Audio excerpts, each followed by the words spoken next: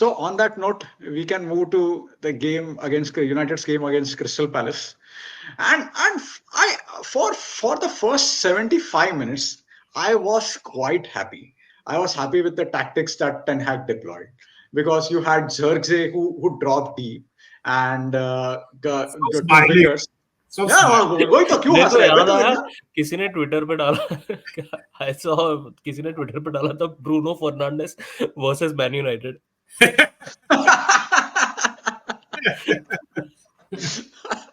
I want to Mangesh, go and finish your introduction because I definitely want to make a point around. Yeah, and so basically, Garnacho and Ahmad were running behind the defenders, and Zirkzee was holding a couple of players, and there was a lot of space, and we created a lot of chances. And that is so much better than the static 4-2-3-1 or 4-3-3, whatever the formation that we play.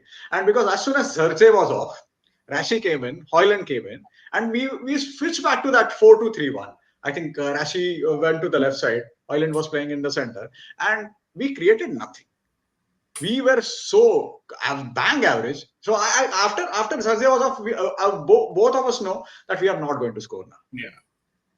No, absolutely. And I think in that game, couple of early calls that Ten Hag took actually worked because I wasn't convinced that Eriksen away from home is a good idea, but he ran the show. He absolutely ran the show. And his lack of physicality, lack of any sort of, he's like a 90-year-old grandmom. I mean, he needs a wheelchair to probably get around the field and all of that. But his passing still very crisp. And I think as Mangesh pointed out, very, very fair point is that Zirkzee was playing in that 9.5 sort of a role. He wasn't playing as a 9, he wasn't playing purely as a 10 either. But he was getting everybody in. He was getting Garnacho in, he was getting Ahmad in. For me, I think, as I said, 2 points that I would like to mention. One is Bruno. I have a bit of a question mark around whether Bruno will be able to play in this system. I'm not doubting, again, it's not a rant against Bruno. I love the guy. United's best player of the last 3 or 4 years by far. But no doubt. He's sort of like what you mentioned. He's that 10 in a 4-2-3-1, where he's basically given a creative license to, and he's going to get the most touches. He's going to bring everybody in. But the catch there is then he needs to play with a focal point 9, which Zirkzee is. Yeah. So, but there's another guy on the bench who's wearing the number 7 for United, Mount, who works perfectly well when he's playing with someone like Zirkzee, because Mount is not a ball hog. Mount isn't somebody who's going to need a lot of the ball. He's very quick with his passing. So I'm just wondering whether now is the time maybe for Ten Hag to also sort of experiment 2 different lineups. Is that in a few of those games when you are playing Zirkzee, play Mount with him or at least give it a shot.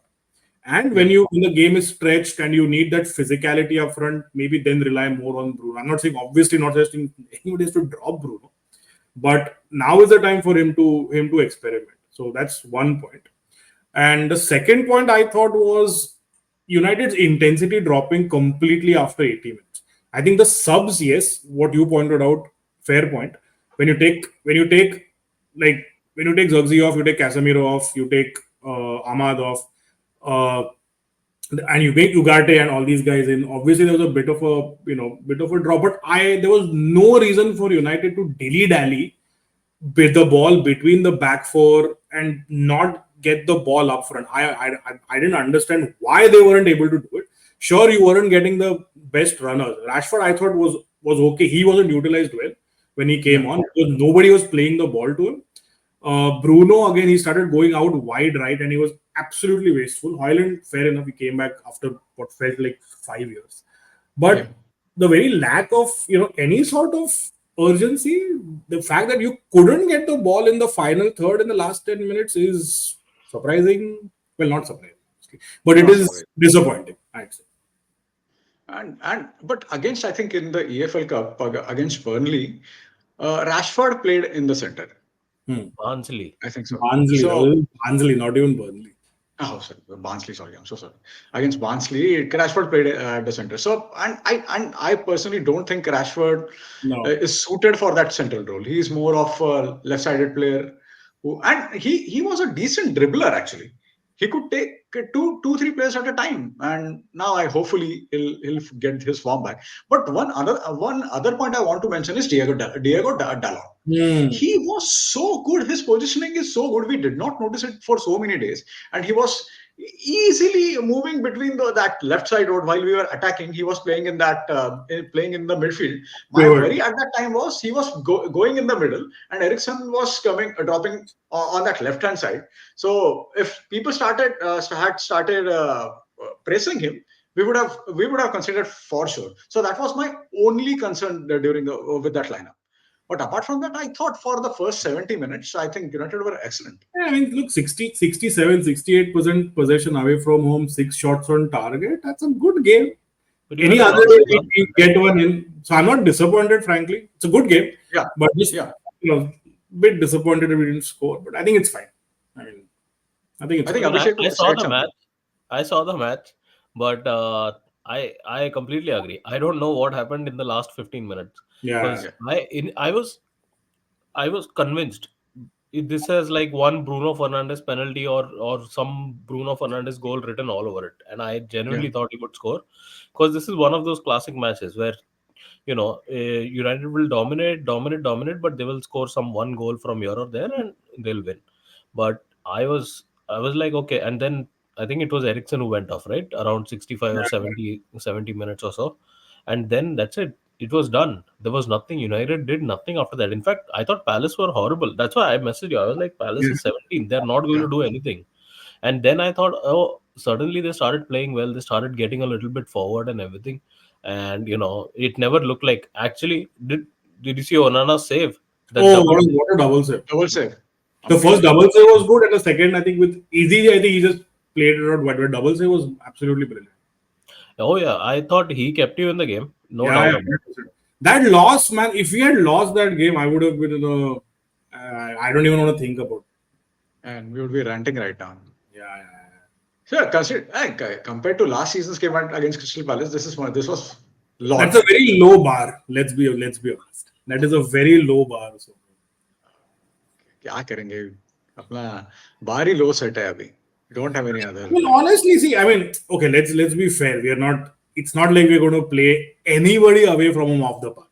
Even if we are playing, I don't care. Even if we are playing Everton, if we're playing Ipswich, whoever we are playing, we are not going to play anyone off the park away from home. For me, this season away from home, you give me a few 1-0 wins, a couple of draws or whatever, I'm okay with. I have no hopes. Just bloody get your form right at home. Somehow get into the top 4. That's all. But do you think United's best team, like Mason Mount this is his second season now, right? I have no idea where he plays or what he does or what his best position for United is. And do you think that Mason Mount is United better if they actually make space for Mason Mount in the team? Are they better with having him in the team, or is he better coming off the bench? Like I honestly don't know his role as such or his position for United. I'll tell you what I think. I think last season, this is again just it's not, nobody said this before. I think Ten Hag brought him in as a replacement for Eriksson. He's not, because he was never going to replace Bruno. Let's be honest. Bruno, when he plays 10, nobody's going to come in and Bruno's not going to go out on the bench. Bruno can't play anywhere else, so he's always going to play the 10. I think Erik Ten Hag spoke about this where he wanted to move away from the 2 pivots and 1-10, and he wanted to invert the triangle. He wanted to play 1-6 and 2-8s. So in his head, he wanted to play with 1-6, who then he eventually got as Ugarte, and he wanted to play with 2 8s, which is Mount and Bruno. Now the problem with that is Bruno has zero tactical discipline. So if you want to play with 2 8s, Bruno isn't your guy. He's not going to play as a 8. He's going to play even beyond your number 10. So what that meant is when he did try that formation, it wasn't working. So Mount directly went on to the bench. And another thing that happened last season was that Mainu came. So when Kobe Mainu broke through, he automatically took that pivot spot next to Miro last season, and he's now taken that spot next to Ugarte. So unfortunately for Mount, he's not able to displace Bruno. He's not able to play with Bruno, and he's not able to now displace Mainu from centre midfield. The only place where he can fit into this team is, unfortunately, and I hope it doesn't happen, if there is an injury out wide, in which case he can play that inward winger. Or he plays as a replacement for Bruno in certain games. I definitely think he needs to be given a chance at 10. I think he's a good player. This guy has played so well for Chelsea in the Champions League and in the Champions League final. He final. was- He Oh, yeah. scored, right, in the Champions League final? No, he didn't score. He put the Yeah, he made that, he assisted that Havertz Havertz. goal. Yeah. Yeah. So he's a good Oh. player, but I think Okay. somewhere the developments over 12 months have cost him his natural place in the 11. See, a lot of time, I think, unless you have someone who can control the tempo of the game, we will not be successful in any formation. So when you have, as you rightly said, when you have, say, someone like Ugarte, maybe playing 2-8, it might make sense. Last season, it was horrible. Maybe you might have someone like Ugarte and Casemiro, and along with that, Mainu. Then, I mean, what about Bruno then? So I think United have too many similar players playing in the same system. So I'm not really sure how Ten Hag is going to solve that issue. Fair.